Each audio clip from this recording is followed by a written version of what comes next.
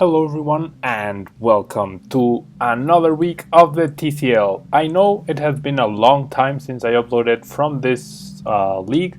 It's because I did so well, you can see down below my record, that I really didn't need to play anymore. So I only got 2 losses. I was first seed going into playoffs, so I got a bye because 6 teams got into playoffs, so the bottom 4 seeds played against each other, and now we are up in the top 4 against our friend the Otaku Outcast with the Harlem Hydreigons. So, battle is ready. I prepared a really nice Manaphy team, which I'm hoping will do quite well, and it'll be interesting to see what he has brought to the table. Now, neither of us have a real weakness to stealth rugs, I guess, so I won't really mind setting them up. But since I do expect him to set them up right now, I could go for them myself. Yeah, I think we're just gonna trade rugs right now, which would make sense. I don't think Nidoqueen can really hurt my Yuxi, and I also have Dusknoir as a way to stall out the Nidoqueen.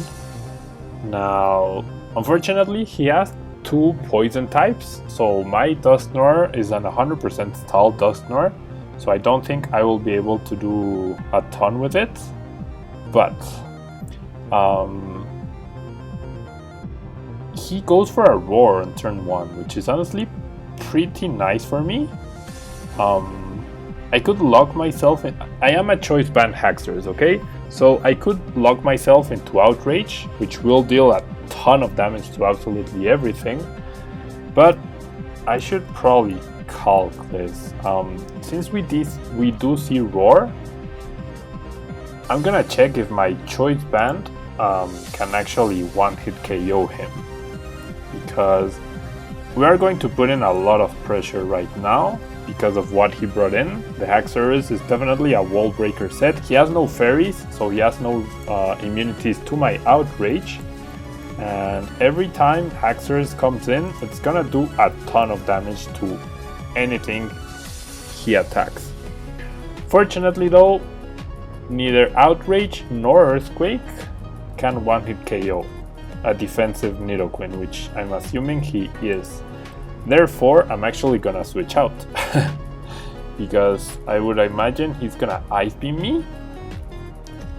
I would imagine he's going to Ice Beam, so I'm gonna go back out into my Yuxi. He actually sets up the Stealth Rocks himself, so now I have 2 choices. I can either go for the U-turn, expecting him to switch, or I can click Psyshock. He actually smartly switches out. My Psyshock will do absolutely nothing, and now I'm in trouble. His Drapion, okay, 317 speed, so only my Manaphy can outspeed Drapion, or my Jolteon as well. Now, is it worth? I'm gonna click Thunder Wave. Okay, I am faster, so that means, oh wow, he's a Lumberry. Okay, looks like he's quite defensive, and he's really defensive because that knockoff didn't do pretty much anything. Now he did see me Thunder Wave, pretty nice move on him to have the Lumberry, but I don't think he will want this thing paralyzed, and if he does, I will get a free U-turn. I mean, I think he's gonna switch, so I should get a free U-turn. Yeah, there we go. There's my free U-turn. I don't do any damage to the Rotom, but I am guaranteed to... I mean, what can I bring in here? I could bring in Haxorus. I mean, an Earthquake from Haxorus just annihilates everything except the Sceptile, actually. Or Outrage. Outrage can probably one-hit KO anything as well. Let me just check. I'm assuming it's Mega Sceptile, an offensive Mega Sceptile, so a Choice Band Earthquake won't do too much. But if he switches in, he won't be Mega just yet, so I would do 50%. but he would be faster, and then he would Mega Evolve and be able to Dragon Pulse me into oblivion. So the question here is, I'm gonna go into Haxorus, but I'm gonna click Earthquake. I'm definitely gonna click Earthquake here. If he brings in Sceptile, he brings in Sceptile. It's not the end of the world. But nothing on his team appreciates this Earthquake. And I don't want him to sacrifice something, leave me locked into Outrage, and then he can revenge kill me with the Sceptile, with a Dragon Pulse. So that's why I'm clicking Earthquake right now. And with Stealth Rocks and Mold Breaker, I am guaranteed to damage absolutely anything that comes in. And I'm sure to KO this Rotom. He could be faster than me if his Timid max speed. And he actually has Trick. So now I have choice picks. But I do take down Rotom. But that definitely makes my Haxorus a lot less scary. Definitely makes Haxorus a lot less scary without the choice band. Oh boy, we are up 6 against 5, but that was definitely like worst case scenario, I guess. Should have considered the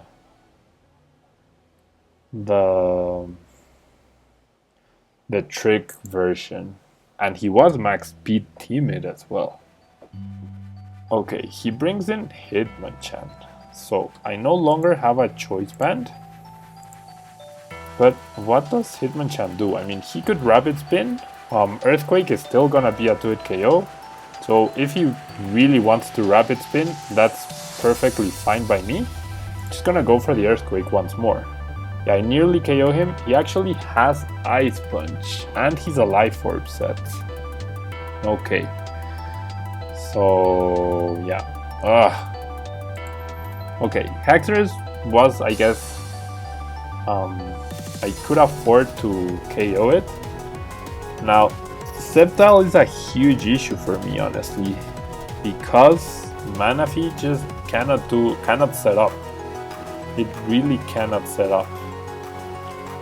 I think I'm in a lot of trouble. Okay, he has Ice Punch, therefore he must be some sort of offensive set. I mean, he could still have Rapid Spin. Yeah, actually the standard set is the Rapid Spin set with a Life Orb. And he will have Mach Punch, but if I bring in Dusknoir, the best he can do is Ice Punching me.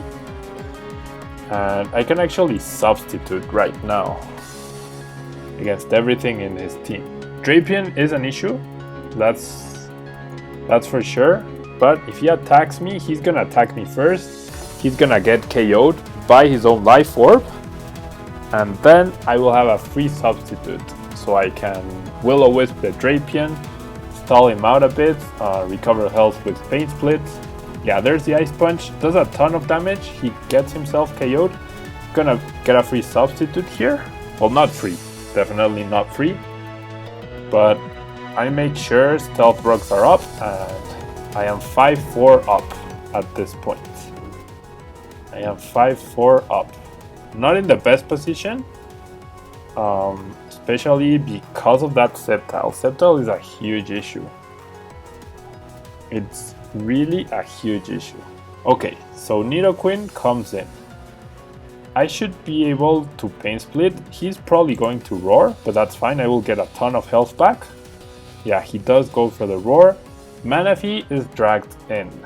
So I don't think it's worth it for me to even try to set up a Tail Glow. I should just click Scald. Even Sceptile should take a decent amount, and I can potentially burn him. He actually goes out into Drapion. So Drapion takes it rather well, but another Scald should finish it off.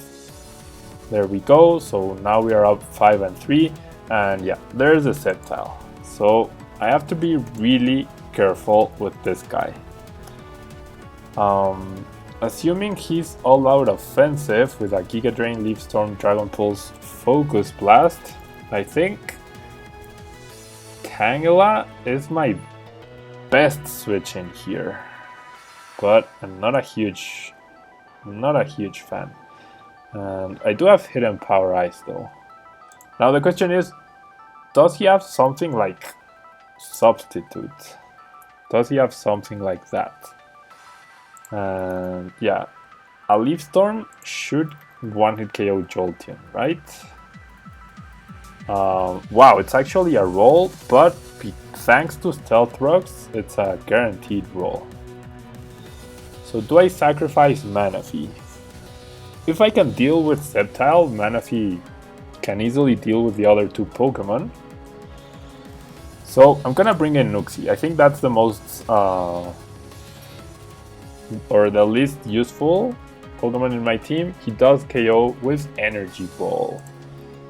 So Energy Ball might mean he doesn't have Giga Drain.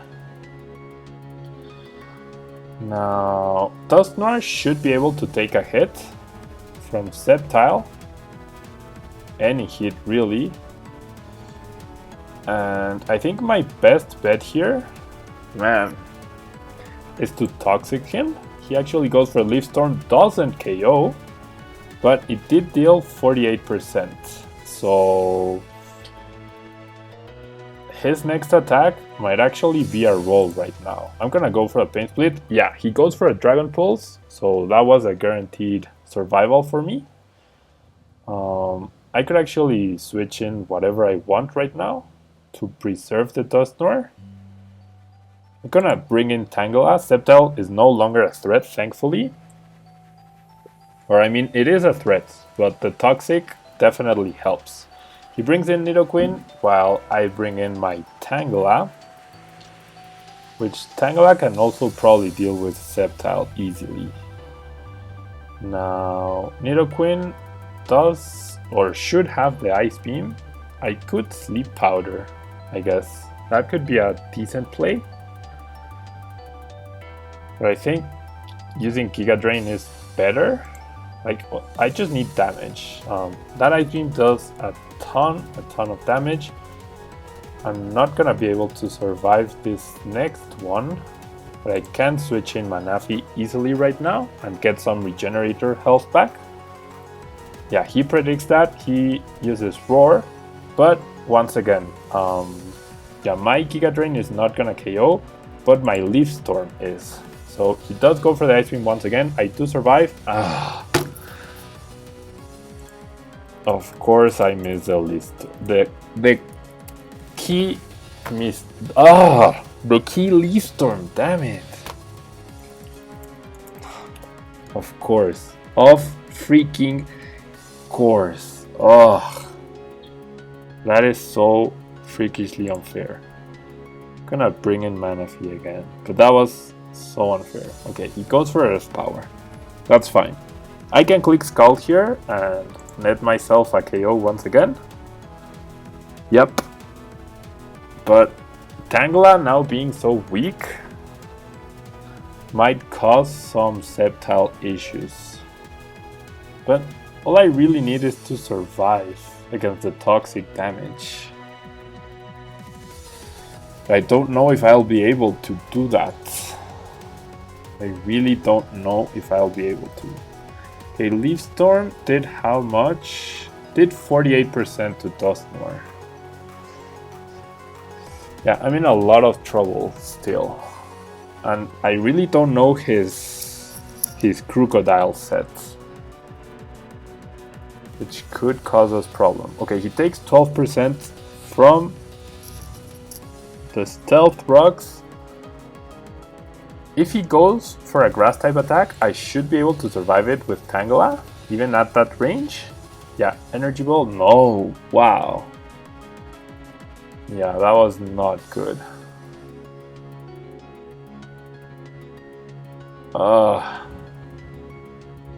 I need to stall out. Okay, he has shown. I'm in a lot of trouble, guys. It all depends on what his Crocodile can do to me.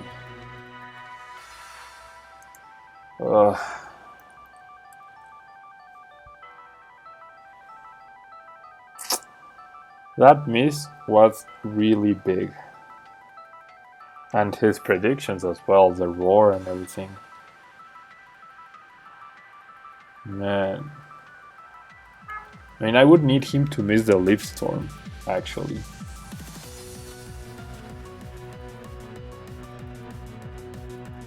Toxic is not gonna KO him next turn. So the question is, who is more important for the late game? Because if he uses Leaf Storm against Dusknoir, then Jolteon survives the hit.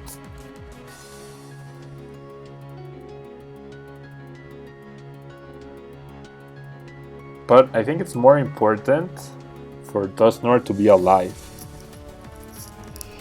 I'm gonna click Hidden Power Ice. I'm not gonna misplay against his ability, not gonna U-turn, or rather Volt Switch, there's no point. Jolteon was definitely not useful at all with his 3 electric immunities and 1 electric resist. He has to click Leaf Storm or he doesn't KO me. He does click Leaf Storm, so his special attack is heavily reduced. That means Dusknoir will be able to take the next attack.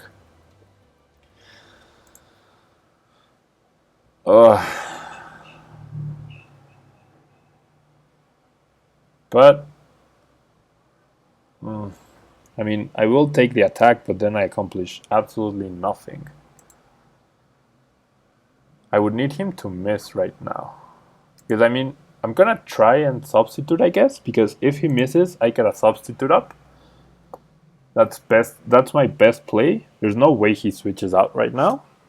There's no reason for him to do that. He could go for a less powerful attack, I guess. And if I have enough, I mean, he's gonna do more than 12%. Yeah, he goes for a Leaf Storm. He doesn't miss. So he gets KO'd. I can't put up my substitute. And now he brings in Crocodile. It comes down to, is he Choice Scarfed? It comes down to, is he Choice Scarfed? He gets a Moxie boost. So he's gonna be faster, I'm guessing. If he's Choice Scarf, that's game. If he's not Choice Scarf, then the Scald should be enough to KO. It comes down to that. And I don't know why he's taking a long time.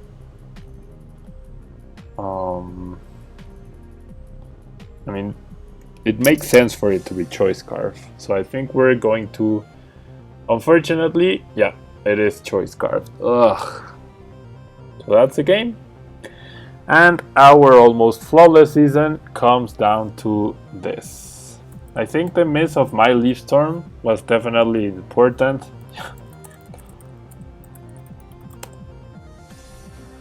I think it was important, and I definitely think I misplayed against Nidoqueen.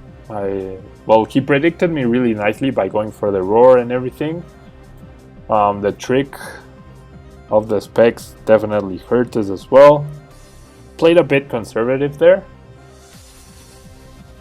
But hey, what are you gonna do? It happens. Good game to the Taco Outcast. It's unfortunate that we go out.